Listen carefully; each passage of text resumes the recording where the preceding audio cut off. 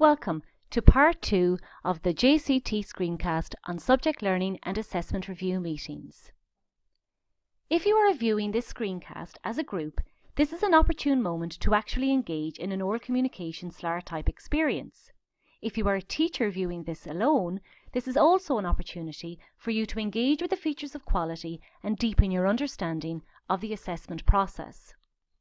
On curriculumonline.ie, you will find NCCA examples of student work for the different descriptor levels. You will need your Teaching Council registration number to access the samples. Choose a sample and apply the features of quality, remembering the on balance, best fit approach. Engage in a discussion of the sample and consider whether you can form consensus in agreement with the descriptor assigned, remembering to focus discussions on the criteria outlined in each descriptor level. Press pause now to find the samples and engage in this activity. If you have engaged in the SLAR type activity, this would be an important moment to reflect on what you have just experienced, either individually or collectively as a group. Perhaps pause the screencast and consider your response to the two questions presented on the screen. Proficiency in making consistent global judgments requires practice, not only with multiple cases, but also with variety. Numerous cases over the fullest range possible are crucial in building up experience in judging quality as expressed through differing configurations. A key message here is that our understanding will constantly grow and develop over the years. The more samples we have in varying formats and the more experiences we have will deepen our learning about assessment of students' work. So, if at this point we ask ourselves, how can we as a subject department get the most from a SLAR meeting? Some issues we think may be of note. It might be a good idea to take some action points of issues the subject department needs to address. You may have discussed issues earlier on relating to recording and storing the samples, and these may have required action points.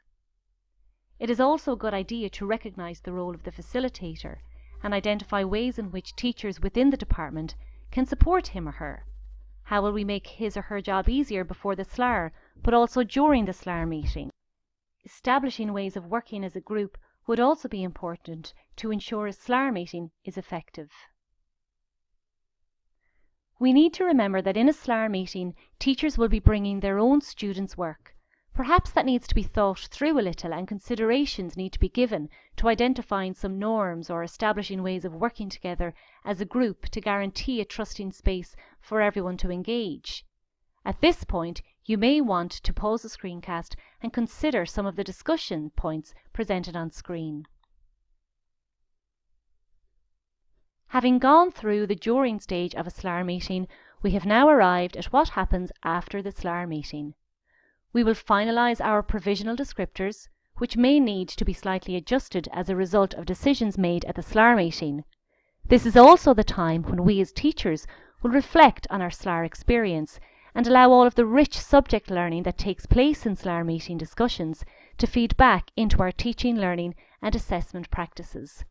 We also need to consider whether we wish for the samples that we contributed to the SLAR meeting to be stored in the school to use as examples to share with students in the future. There are a number of supports in place for you going forward. You are each other's best support, sharing the learning and engaging in this process together. JCT will be on hand to offer support to teachers. Our website, www.jct.ie, has a number of resources aimed at supporting teachers. The assessment guidelines are a go-to document in providing clarity around assessment at junior cycle. These can be accessed through www.curriculumonline.ie. Finally, the NCCA have produced booklets, which are a wonderful support for teachers in the area of teaching, learning and assessment. These can be found on their website, www.juniorcycle.ie.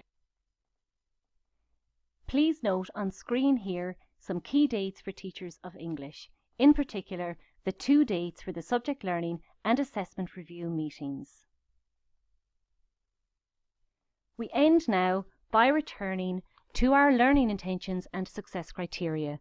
We hope that this screencast has supported you in developing a greater understanding of the structure, purpose and value of SLAR meetings, and that you may have begun to identify ways in which SLAR meetings will further contribute to the collegial and individual development of subject learning in your English department.